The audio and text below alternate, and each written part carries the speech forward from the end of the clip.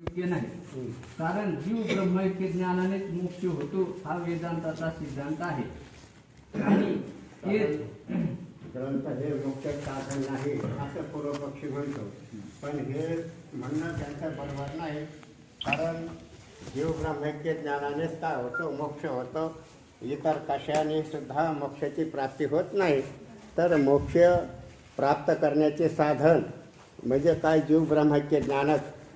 कारण इतर साधनं जरी असले तरी ते साधनं कसे, अंतःकरणाची शुद्धता, अंतःकरणाची स्थिरता, आणि अंतःकरणाची शुद्धता झाल्याशिवाय, अंतःकरणाची स्थिरता झाल्याशिवाय जीव ब्रह्मैक्य ज्ञान म्हणजे विवेकादी निर्माण होत नाही. आणि विवेकादी निर्माण झाल्याशिवाय जीव ब्रह्मैक्य ज्ञान प्राप्त होत नाही. म्हणून जीव ब्रह्मैक्य ज्ञान नियत साधन, जवळचं साधन म्हणजेच काय, जीव ब्रह्मैक्य ज्ञान हे मोक्षाचं नियत जवळचं साधन आहे. आणि इतर साधनं परंपरेचे हे साधन आहे. म्हणजे जीव ब्रह्मैक्य ज्ञानाचे सगळे साधनं, आणि जीव ब्रह्मैक्य ज्ञान हे मोक्षाचं नियत साधन असं आहे. म्हणून ज्ञानानेच मोक्ष होतो असा हा सिद्धांत आहे. आणि ते ज्ञान श्रवणाने होते. श्रवण दोन तऱ्हेचे आहे. एक वेदांत वाक्याचा श्रोताशी संबंध रूप, आणि दुसरे वेदांत वाक्य विचार रूप. वेदांत श्रवण आणि गुरुमुखाने आणि कानाचे आणि त्या मुखाचा आणि त्या श्रवणाचं प्रथम श्रवण हे म्हणजे जीव ब्रह्मैक्य ज्ञान. आणि पुन्हा विचाररूप श्रवण. आणि विचाररूप श्रवण म्हणजे हे विचाररूप श्रवण कशामुळं करायचं की मनुष्याला संशय विपर्यय हे निर्माण होतात, म्हणून दुसरं श्रवण त्याने करावं. असे दोन तऱ्हेचं काय आहे हे श्रवण आहे. जीव ब्रह्मैक्य ज्ञान प्रथम श्रवणाने होते. शब्दजन्य ज्ञानोत्पत्तीतील ती श्रोत्र्याशी संबंधाचा संबंध, शब्दाचा संबंधच कारण आहे. आता जीव ब्रह्मैक्य ज्ञान प्रथम श्रवणाने अपरोक्ष ज्ञान होते. परंतु अपरोक्ष ज्ञान झाल्यानंतरही पुन्हा संशय निर्माण होतात. म्हणून त्यांनी ते संशय निवृत्त करण्याकरता पुन्हा त्यांनी श्रवण असं करायचं.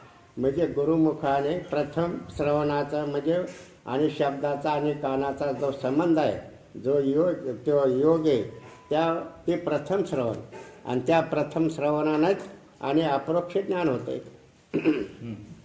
म्हणून आचार्यांनी उच्चारण केलेल्या महावाक्याचा श्रोत्याशी संयोगच ब्रह्माचे अपरोक्ष ज्ञानास हेतू आहे.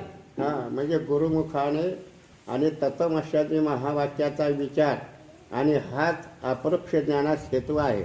म्हणजे प्रथम श्रवणानेच आणि अपरोक्ष ज्ञान होत आहे. आणि अवांतर वाक्याचे श्रवण परोक्ष ज्ञानास हेतू आहे. आता अवांतर वाक्य आणि महावाक्य दोन प्रकारचे अवांतर वाक्य. एक अवांतर वाक्य आणि महावाक्य. अवांतर वाक्याने आपल्याला काय होईल, देवाचं परोक्ष ज्ञान आपल्याला होणार, हे तर नाही, अपरोक्ष ज्ञान होणार नाही. कारण अवांतर वाक्याने काय होतं की ते आज्ञांचे ठिकाणी आणि आवरण आणि विक्षेप असतात. आणि असत्वापादक आवरण आणि आभानापादक आवरण. असत्वापादक आवरण आणि हे परोक्ष ज्ञानाने म्हणजे अवांतर वाक्याने निवृत्त होतं. आणि अपरोक्ष ज्ञान, या अपरोक्ष ज्ञानाने आभानापादक आवरणाची निवृत्ती होते. आणि कारण अवांतर वाक्याने ब्रह्म आहे म्हणजे देव आहे असं ज्ञान होतं आहे. म्हणजे त्या ठिकाणी अवांतर वाक्याचा विचार करावा लागतो. कारण प्रत्येक मनुष्याला देव नाही हे निसर्ग असे, निसर्गाने सगळा व्यवहार होतो असं विज्ञानशास्त्र सांगतं. परंतु आता त्याच्या ठिकाणी आपल्याला आता देव का नाही म्हणत नाही, हा देव नाही कसा म्हणतो, हा हे का नाही. मग याला देव नाही हे सगळं निसर्ग आहे असं वाटतंय. परंतु आता त्याच्या ठिकाणी दोष कोणता आहे समजायचं, असत्पादक आवरण. की याच्या ठिकाणी असत्पादक आवरण आहे आणि आभानापादक सुद्धा आवरण याच्या ठिकाणी आहे. मग त्याचा संशय निवृत्त करण्याकरता आपल्याला शस्त्र कोणतं उचलावं लागेल, परोक्ष ज्ञान म्हणजे अवांतर वाक्य, आहे का नाही. अरे देव आहे हे का नाही. मग देव आहे असं म्हटल्यानंतर त्याला जे ज्ञान होते ते कोणतं ज्ञान होते देवाचं? परोक्ष ज्ञान. हे का नाही. आता आपण सर्व परमार्थ करायला लागलो, देव आहे म्हणून करायला लागलो का कसं? मग देव आहे असं म्हणून आपण सगळा परमार्थ करायलो, मग आपलं पुरतं कार्य झालं का नाही? हा? देव आहे म्हणून दिंड्या फिंड्या सगळ्या निघायला लागल्यात एकासाठी. देव आहे म्हणून. आणि जे देव नाही मानत ते जागा सोडत नाहीत. जेव नाही ते का करत नाहीत? जागा सोडत नाहीत. कीर्तन प्रवचन ऐकत नाहीत, कथा कीर्तन करत नाहीत, काही सुद्धा करत नाहीत. हे सगळं स्वतः आहे असं म्हणतात.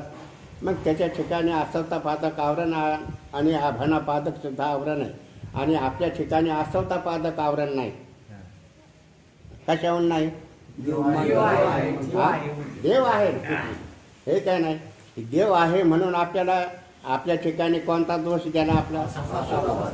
पण मी देव आहे असं कळतं का नाही तुम्हाला? हा? मी डॉक्टर आहे असं कळतंय, आनंद होत. जे नाही ते त्या आपल्याशी करून घेणं.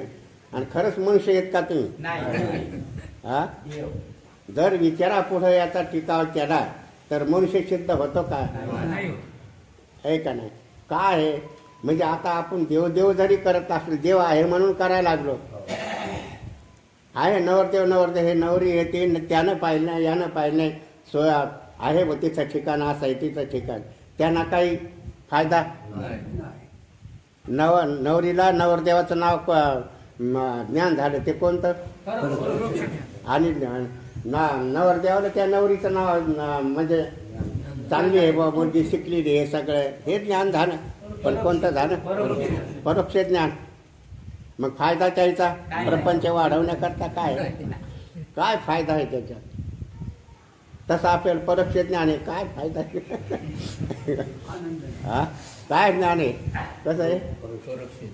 परोक्ष ज्ञान आहे का निश्चय कर सांगता मी सर्व जगाला अधिष्ठान मीच आहे असा निश्चय आहे का नाही? मग कसा निश्चय व्हायचा आहे? मग काय दोष आहे आपल्या ठिकाणी? आभानापादक आवरण. मग ते निवृत्त करायचे का तसंच ठेवायचं? घरात डुक्कर येऊन हागलं ते बाहेर काढायचं का कसं करायचं?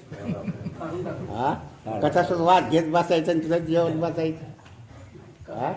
आणि तेवढा दोष आहे आभानापादक आवरण. म्हणजे त्या परमात्म्याचं आपलं ऐक्य नाही तर आपण भक्तच काय? हा?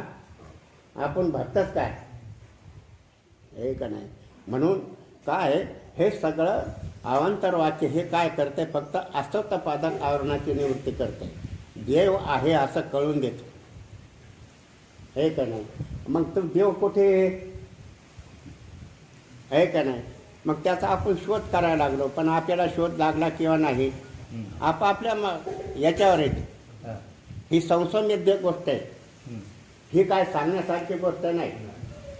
आणि सांगत असलं त्याचं हे लबाडात पण आहे. हे लबाडाचा अर्थ म्हणजे गुरु आहे लबाडाचा. जर मी देव झालो म्हणतो तो काय आम्ही आता तुमच्यासाठीच उरलो, मला काही करता नाही तुमच्यासाठी मी सांगायला लागलो, हे लबाडाचं बोलणं म्हणजे लबाडाचा गुरु. हे का नाही. म्हणे मी देव पाहिला हे लटक्या माझी भला. तुकोबांचा हा लटका आहे, खोटा आहे का नाही. तुमच्यासाठी मला माहीत काय कर्तव्य राहील नाही, पण तुमच्यासाठी मी हे करायला लागलो, बूस लागलं बसायला. हे लबाडाचं बोलणं आहे. म्हणून ज्याला अपरोक्ष ज्ञान म्हणजे आभानापादक आवरण निवृत्ती आणि हे तत्वज्ञानानेच निवृत्त होती. कोणत्याही ज्ञानाने कोणतंही विज्ञान ज्ञान जरी हे झालं तरी कोणत्याही ज्ञानाने आणि काय होत नाही ते अपरोक्ष ज्ञान होत नाही. ते महावाक्यानेच अपरोक्ष ज्ञान होतं. म्हणजे त्या महावाक्यानेच आभानापादक आवरणाची निवृत्ती होते आणि असतपादक आवरणाची निवृत्ती अवांतर वाक्याने होते. हे का नाही. म्हणून अवांतर वाक्य हे प्रथम श्रवण आणि काय आणि पुन्हा दुसरं श्रवण कोणतं? आभानावादक म्हणजे महावाक्याने अपरोक्ष ज्ञान होतं असं सांगेल. अपरोक्ष ज्ञानानंतर जर असंभावना असेल तर त्याने वेदांत वाक्य विचार रूप दुसरे श्रवण करावे. हां, मग परोक्ष ज्ञान झाल्यानंतर जर तुम्हाला संशय कोणता? प्रमाणासंभावना, प्रमेय असंभावना, विपरीत भावना, कुतर्क, दुराग्रह, बुद्धिमांद्यता हे अनेक दोष प्रतिबंधन आणि अपरोक्ष ज्ञानाला हे प्रतिबंध करतात. कारण विषयासक्ती ही काय करते आणि अपरोक्ष ज्ञान होण्याकरता काय करते? प्रतिबंध करते. संसाराची आसक्ती, संसारावर प्रेम आणि हे आणि सगळं प्रेम एक आना प्रेम परमार्थात आणि सगळं 15 प्रेम आहे का नाही? हा प्रतिबंध करतो अपरोक्ष ज्ञान होण्यासाठी.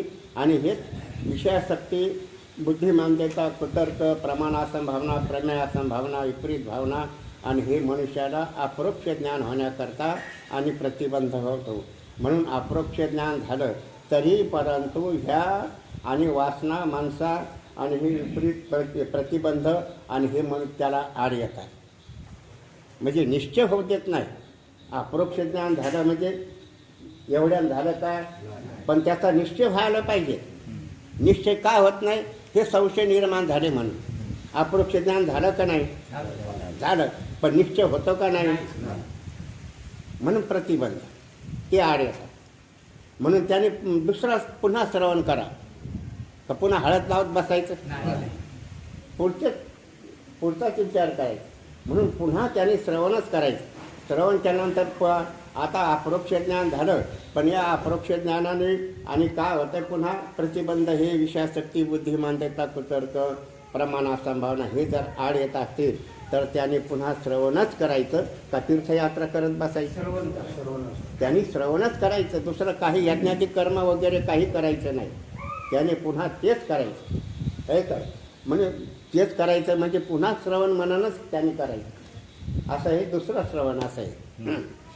त्या विचाररूप श्रवणाने वेदांत वाक्य अद्वितीय ब्रह्माची प्रतिपादक आहेत किंवा कर्म उपासना प्रतिपादक आहेत या प्रमाण असंभावनेची संशयाची निवृत्ती होते. आता वेद हा कसा आहे? अनंत बोललेला आहे. वेदामध्ये पुष्कळ म्हणजे जमिनीत कसा शोध लावायचा, कुठे काय करतात सगळं म्हणजे वेदू काय काय ना बोले. वेदाने पुष्कळ आपल्याला विज्ञानशास्त्र हे सुद्धा कशाहून? वेदाहूनच सगळा शोध वेदाहूनच सगळे. आणि जीवा आणि कृतार्थ होण्याकरता वेदच बोललेला आहे. जीवाला कृतार्थ होण्याकरता आणि वेदच बोललेला आहे.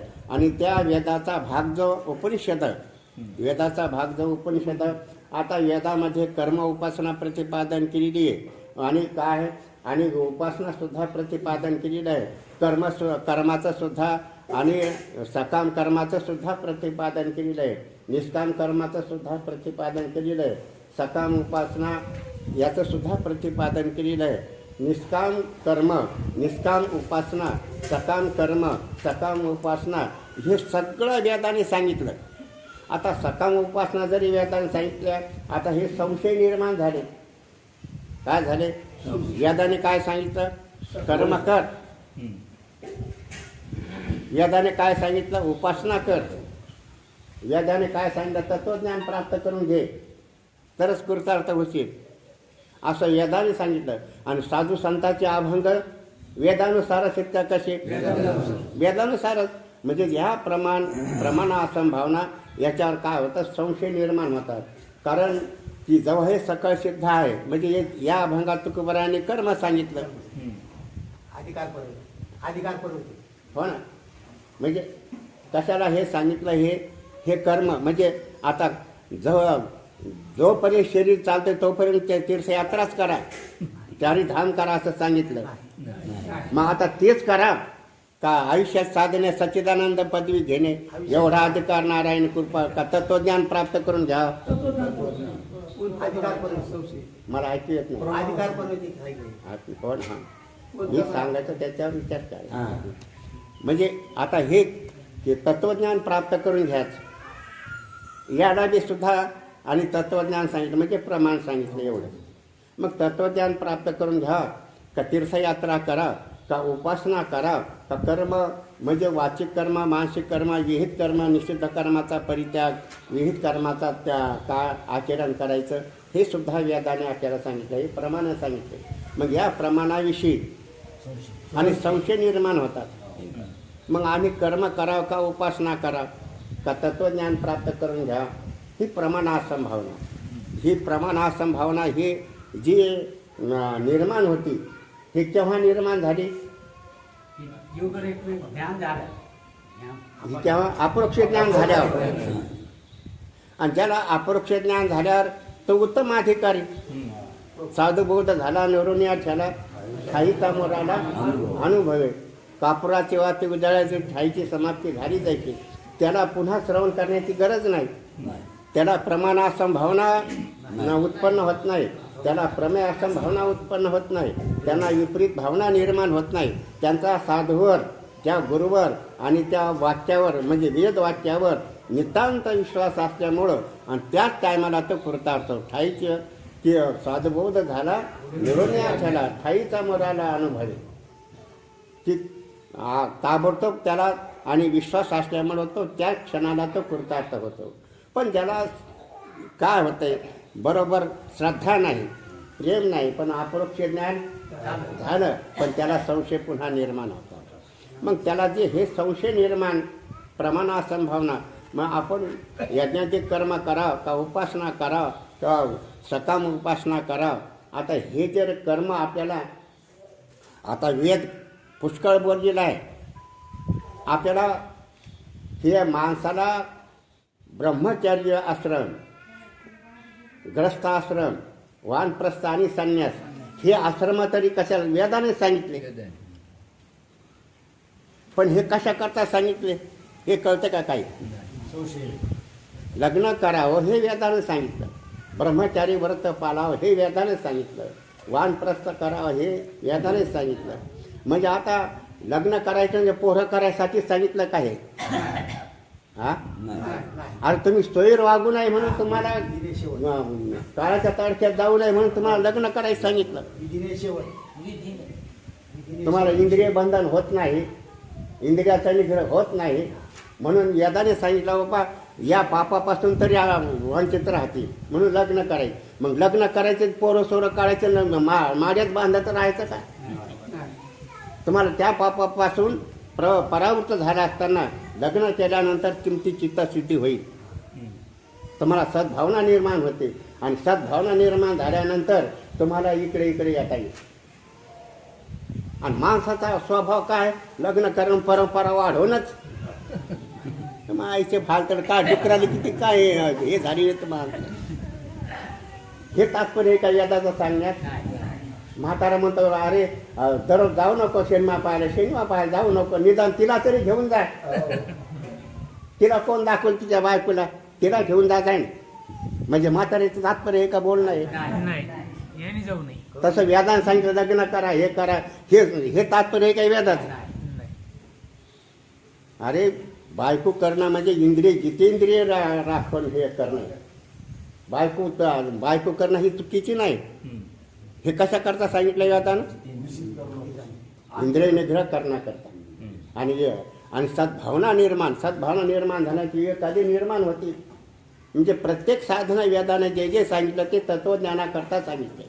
कर्म जरी सांगितलं तरी तत्वज्ञानाकरता, उपासना सांगितली तत्वज्ञानाकरता, व्यवहार करा तो तत्वज्ञानाकरता. पण माणसं व्यवहारच करत बसतात, भले माड्यावर माड्या मुंग्यासारखे वाढवळ करत बसतात सगळे. काय त्यात काय मनुष्य जीवनाचं काय सार्थक आहे का ते?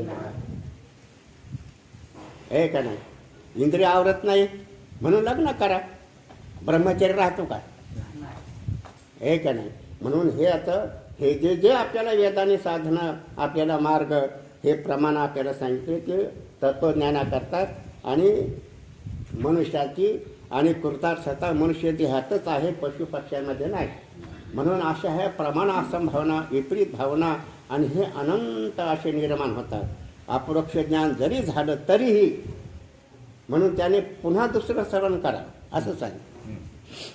आणि जीव ब्रह्माची एकता सत्य आहे किंवा भेद सत्य आहे अशी जी प्रमेय असंभावना, संशय, ती ती मनने करून निवृत्त होते. आणि आता भेद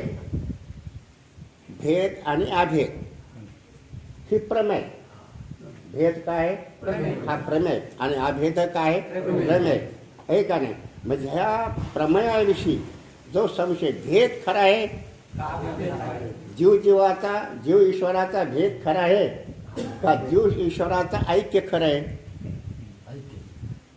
असं वाटणं काय खरं आहे हो? काय जीव ब्रह्मैव ना परा, जीव ब्रह्मरूपच आहे, वेगळा नाही असं सांगितलं आहे का नाही? आणि काही शास्त्रकारामध्ये काय सांगितलं? जीव तो जीव आणि देव तर देव.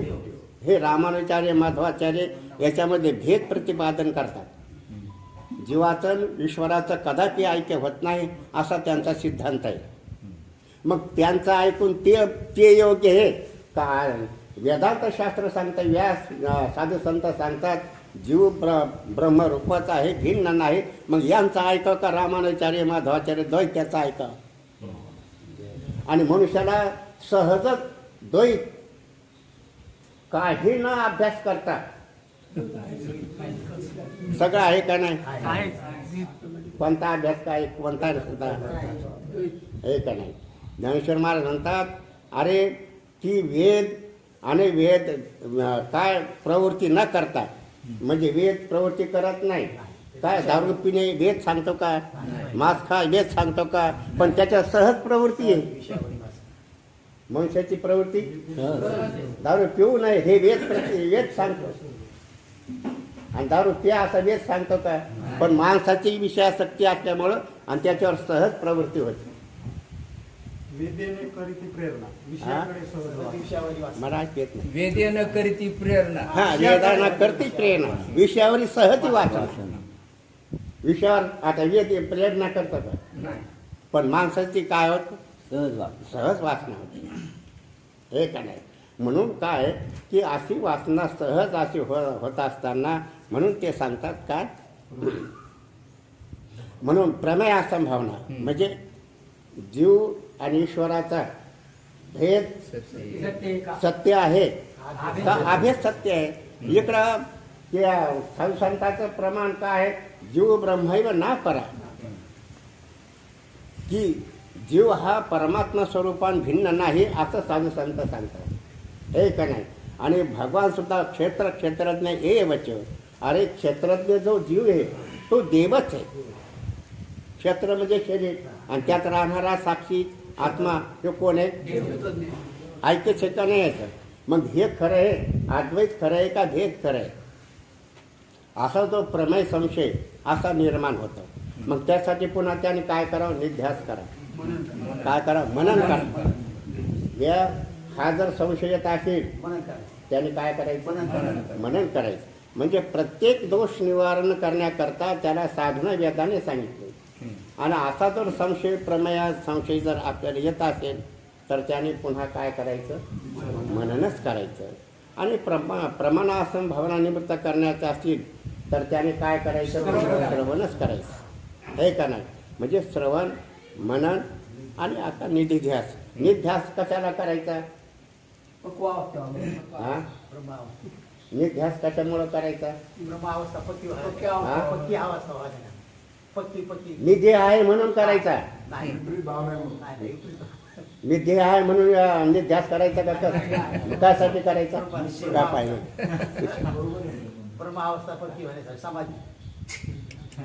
त्यासाठी नाही, पक्व अवस्था करण्यासाठी नाही, दोष निवारण करण्याकरता निध्यास करायचा. मग हे निध्यास करायचा कशासाठी? कोणता दोष?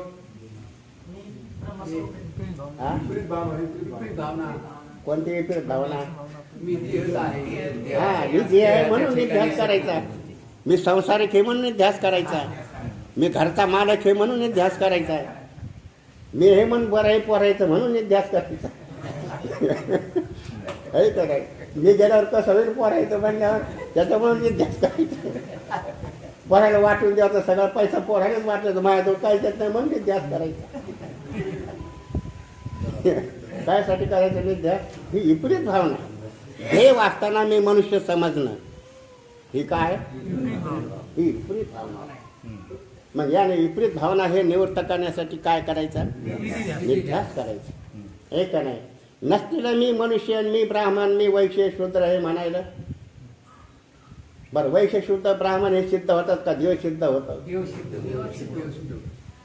अरे विचारापुढे टिकत नाही. ते काय कराल? विचारापुढे तुमचा शरीर टिकल का?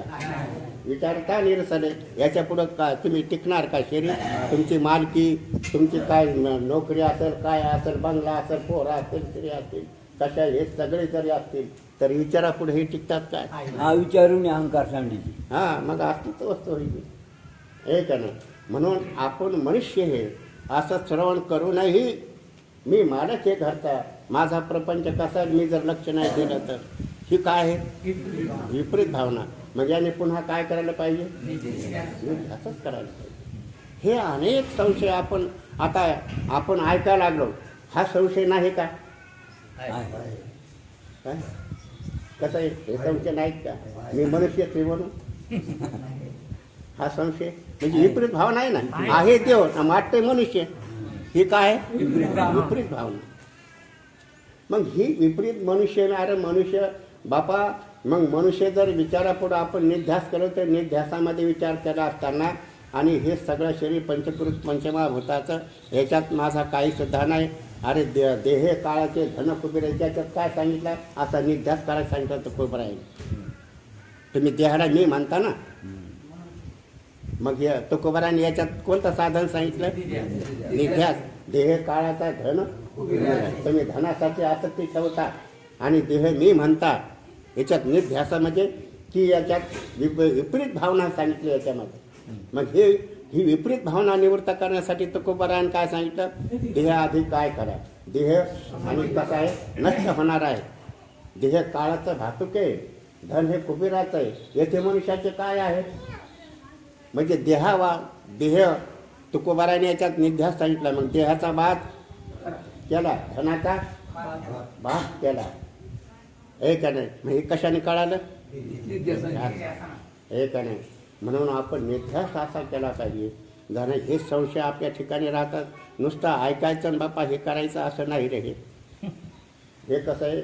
आपल्याला केव्हा देह पडून जाईल याचा पत्ता सुद्धा लागणार आहे. पाण्याचा बुडबुडा उत्पन्न होतो आणि हवा आले पटून जातो. हे आपलं तसं शरीर आहे. माशी पंख पाखडे तर हे सरे.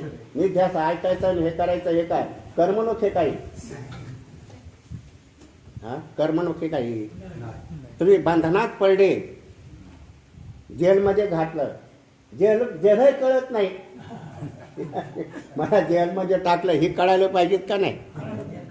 तसं मला बंधन हे कळायला पाहिजेत का नाही? आणि बंधन ज्याला कळायला ते बंधनातून निवृत्त होण्याचे उपाय करतो का नाही? म्हणजे देह मी म्हणणं हे बंधन आहे का? काय बंधन आहे. मग याचं बंधन निवृत्त करायला पाहिजेत का नाही? पोरगा होत नाही, 10 वर्ष झाले पोरगा होत नाही, किती तळमळ करता? यासाठी काय तळमळ एवढी आहे का? नाही. हे चावटपणा आहे सगळं. बोलायचं नाही म्हणून पण हे का नाही का? हे आपला निश्चय असा झाला पाहिजे. म्हणजे ही विपरीत भावना म्हणजे जे नाही ते माझं म्हणणं ही विपरीत भावना. देह माझा नसताना देह मी आहे. अरे मी देह म्हणता ब्रह्म हत्या कोटी येऊन या पाठी. हे समताचं वचन फुकट आहे का? कर्मणूक हे म्हणून सांगितलं काय? हे का नाही? जरी काही करत असेल, वेदांत विषय सांगत असेल, पण देहाला मी म्हणतो, मी स्वतः महाराज आहे, मूर्ख असा जर म्हणत असेल तर तो काय आहे? तो त्याला ज्ञान झालं का? ब्रह्माचं झाड उभा करेल वाटतंय की फार हे लोकांना असं वाटतंय, पण काय शेवटी हे का नाही? ही विपरीत भावना त्याच्या ठिकाणी. म्हणून काय आहे? ही विपरीत भावना निवृत्त करायची असेल, हा दोष आपल्याला कळायला पाहिजे. आणि दोष आपल्याला कळाले की तो दोष निवृत्त करण्याचा मनुष्य प्रयत्न करतो. मग या साधनासाठी, या दोषासाठी कोणता काय करावं लागत? निध्यास. म्हणजे प्रमाण आसम भावना, प्रमेय आसम भावना आणि विपरीत भावना. आणि हे दोष निवृत्त करण्याकरता आणि हे तत्वज्ञानाला प्रतिबंध करतात. म्हणजे अपरोक्ष ज्ञानाला आणि हे प्रतिबंध करतात. कारण की म्हणून तो ज्ञानेश्वर महाराज बुद्धी निश्चय आत्मज्ञान ब्रह्मरूप भावी आपण ब्रह्मनिष्ठा राखे पूर्ण तत्परायण अहर्निशी, म्हणजे अपरोक्ष ज्ञान झालं तरी परंतु बुद्धी निश्चय होऊ देत नाही. आपल्या जसा प्रपंचाचा निश्चय आहे, कशाचा निश्चय आहे का नाही, पा तिकडे तिकडं होऊ देत नाही. जर तिकडं थोडंसं काम आलं की जाऊ दे, आजच्या दिवस पाठ बंद. ती उद्या काम होत नाही.